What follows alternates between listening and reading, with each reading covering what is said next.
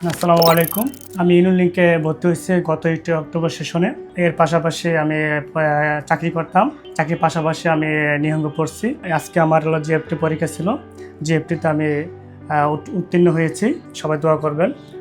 Congratulation. তুমি প্রথমবার দিয়ে পাস করছো নাকি? হ্যাঁ হ্যাঁ, আজকে প্রথমবার পরীক্ষা দিলে? হ্যাঁ, আজকে প্রথমবার পরীক্ষা দিয়ে প্রথমবার পাস করছি। অনেক অনেক শুভকামনা। আমরা আশা করি যে তুমি অল্প সময়ে এসএসডব্লিউ বিষয়ে জাপানে যেতে পারো। তোমার মতো আসলে অনেকেই আসলে নতুনদের উদ্দেশ্যে যে তুমি মনে একটা জব করতে নাকি? হ্যাঁ হ্যাঁ, লেখাপড়ার পর কিসে জব করতাম?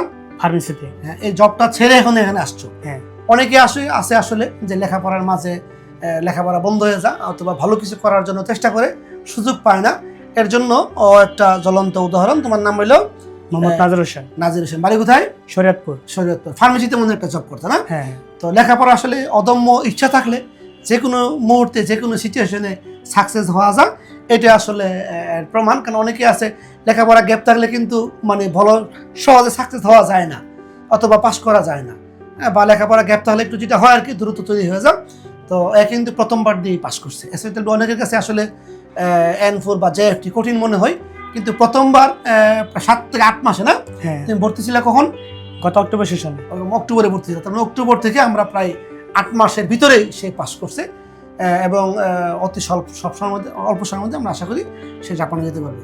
তো যারা নতুন ভর্তি হতে চান, আমরা জেএফটি নিয়ে আমরা কাজ, এর আগে আমাদের গত পরশু দিনের একটা স্টুডেন্ট আমাদের 250 ফুল মার্কস মানে পাস করছে।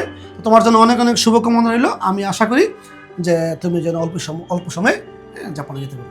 সবার জন্য শুভকামনা।